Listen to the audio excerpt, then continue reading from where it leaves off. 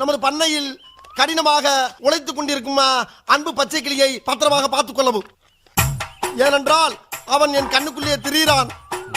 அதுபோக அவன் மாடு மேய்க்கும் போது அவனுக்கு வெயிலில் நடக்க விடாமல் அவனுக்கு ஒரு புல்லட்டு வாங்கி கொடுத்து, பேண்ட் செட்டும் வாங்கி கொடுத்து, ஒரு தொப்பியும் வாங்கி கொடுத்து போட்டிருக்காருயா. அவனை அவனை அழகு பார்க்குமாறு மிக தாழ்மையுடன் கேட்டுக்கொள்கிறேன்.